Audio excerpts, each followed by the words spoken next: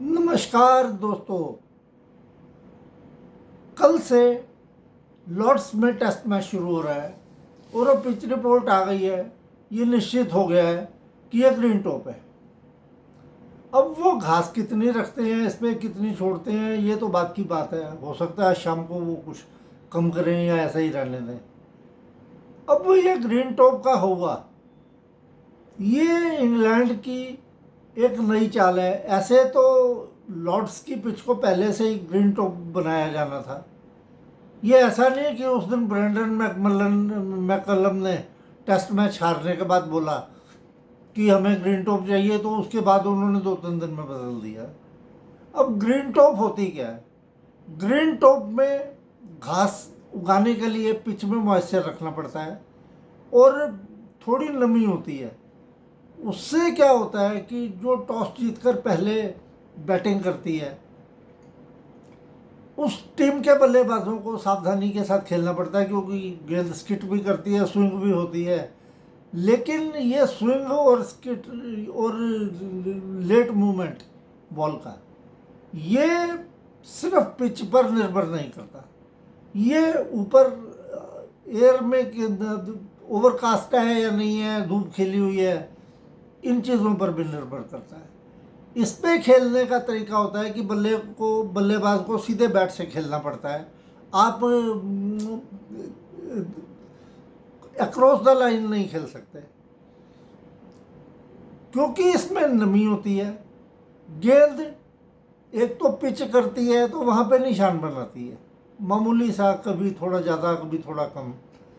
वो धीरे धीरे निशान बनाकर, क्योंकि पिच नम होती है, तो उन निशानों से, क्योंकि पिच में गेंद फंसेगी तो उसमें स्पंजी काइंड ऑफ बाउंस होता है, जिसकी वजह से स्ट्रोक मेकिंग में, जैसे कवर ड्राइव, स्ट्रेट ड्राइव तो ठीक है, कवर ड्राइव वगैरह खेलने में बल्लेबाजों को परेशानी आती है, क्योंकि गेंद रुक कर आती है और उनका बल्ला पहले आ जाता है। कई बार क्या है कि शॉट मिस टाइम होता है और कैच आउट होने के चांस होते हैं।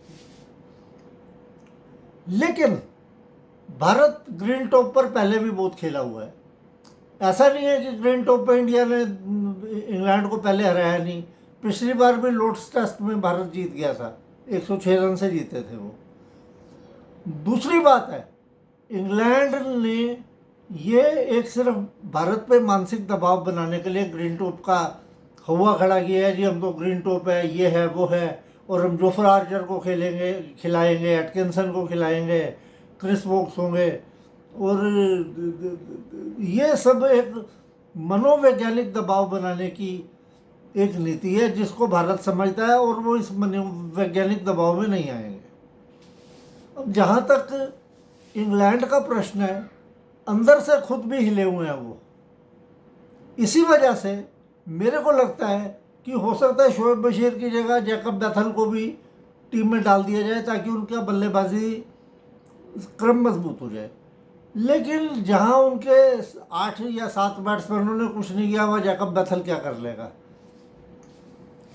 इंग्लैंड की बल्लेबाजी की टेक्निक की बोल तो पिछले टेस्ट मैच में खुल गई थी, जहां पे भारत ने 587 किए और 400 से ज़्यादा दूसरी पारी में रन बनाए। वहाँ इंग्लैंड की टीम दोनों पारियों में लड़खड़ाकर बुरी तरह से हारी है इस मैच को। अब दूसरा मेरा कहना ये है कि वो जोफ्रा आर्चर को खिलाएं या एटकिंसन को खिलाएं।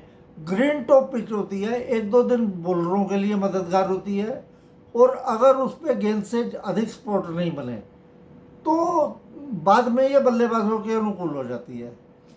अब बेन स्टोक्स, वो जो बैन का स्टोक है, वो ऑलरेडी 2 टॉस जीत चुका है। ग्रीन टॉप एक दुधारी तलवार की तरह है। जरूरी नहीं है कि तुम दोबारा टॉस जीत जाओगे, ये हो सकता है गिल भी जीत जाए। और भाई साहब, अगर गिल टॉस जीत के इंग्लैंड को कहता है भाई आप आ जाओ, तो हो सकता है वो 150 पे टीम बाहर हो जाए। एक तो आकाशदीप और मोहम्मद सिराज का इतना प्रेशर बन गया है इंग्लैंड के ऊपर कि उनके बल्लेबाज पहले ही खौफ खाए बैठे हैं, और अब ले दे के जसप्रीत बुमराह की वापसी निश्चित है। वो प्रसिद्ध कृष्णा की जगह पे मेरे अनुमान के हिसाब से खेल रहे हैं। बाकी मेरे को नहीं लगता कि आज वैसे ध्रुव जुरेल ने काफ़ी लंबे सेशन तक बैटिंग की, तो हो सकता है कि करुण नायर के स्थान पे ध्रुव जुरेल को भारतीय टीम खिलाने के बारे में सोचे। लेकिन करुण नायर ही मुझे इसलिए ज़्यादा सही लग रहा है कि ध्रुव जुरेल को अब वन डाउन नहीं खिला सकते। अब वन डाउन में गिल 4 नंबर पे अच्छा कर रहा है, पंत 5 नंबर पे अच्छा कर रहा है, तो 3 नंबर के बल्लेबाज में आप किसको उतारोगे? ये सोचकर वाशिंगटन सुंदर को क्या उतारोगे 3 नंबर पे, या नीतीश कुमार रेड्डी को उतारोगे? मेरे को लगता है कि सिर्फ जसप्रीत बुमराह अंदर आएगा और प्रसिद्ध कृष्णा बाहर आएगा। और भारत आल पेस अटैक इसलिए नहीं खिलाएगा क्योंकि इन्होंने अपनी बल्लेबाजी का भी ध्यान रखना है। और दूसरी बात है कि जब पिच ग्रीन टॉप होगी तो ये हमारे जो बॉलर हैं तुम्हारे नीतीश कुमार रेड्डी, ये भी पिक्चर में आ जाएंगे। इनकी गेंदों में इतनी कमज़ोर नहीं है, वो तो फ्लैट ट्रैक थे जहाँ पे बुमराह से कुछ नहीं हो रहा था, तो नीतीश कुमार रेड्डी क्या करता? तो नीतीश कुमार रेड्डी जैसे ही गेंद को स्विंग मिलने लगेगा तो ये 4 फास्ट बॉलर भारत को मिल जाएंगे। बाकी जहाँ तक अन्य चीज़ों का सवाल है, तो ग्रीन टॉप पे भारत ने पहले भी बहुत अच्छा प्रदर्शन किया है, और मेरे को तो इंग्लैंड की बल्लेबाजी लाइनअप भारतीय बल्लेबाजी लाइनअप से हल्का नज़र आ रहा है। अंदर से वो भी घबराए हुए हैं, उनको भी पता है कि टॉस भारत भी जीत सकता है। और जैसे ही उन्होंने गिल साहब ने इनको बोला कि यू बैट फर्स्ट, इनकी आधी टीम तो वैसे ही हिल जानी है। तो कल से टेस्ट मैच शुरू हो रहा है। मैं चाहता हूं कि क्योंकि 2 टॉस गिल हार चुका है तो अब उसकी बारी है, वो लॉर्ड्स के ऐतिहासिक मैदान पर टेस्ट मैच में टॉस जीतकर इंग्लैंड को पहले बल्लेबाजी के लिए आमंत्रित करे और उनकी कड़ी परीक्षा ले। बाकी जहाँ तक ग्रीन टॉप पर बाउंस का सवाल है, वो सिर्फ ग्रीन टॉप से बाउंस नहीं मिलती, उसमें पिच में हार्डनेस भी होनी चाहिए। वो कितनी हार्ड है, ओवरकास्ट है या नहीं है, बहुत चीज़ों पर निर्भर करता है। तो सिर्फ ग्रीन टॉप होने से ही कुछ नहीं होता। तो वातावरण कैसा है, उन्होंने पिच की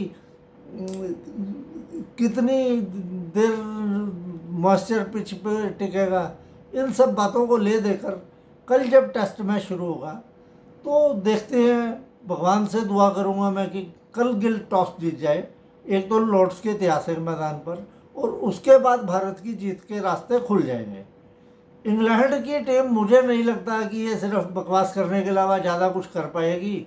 और इन्होंने, भाई साहब मैं आपको लिख के दे रहा हूँ, अगर गिल टॉस जीत के इन्हें बैटिंग के लिए आमंत्रित कर देगा ना तो इनसे 200 नहीं बनने। बाकी कल मैच की समाप्ति के बाद फिर आपसे मिलेंगे, तब तक के लिए नमस्कार।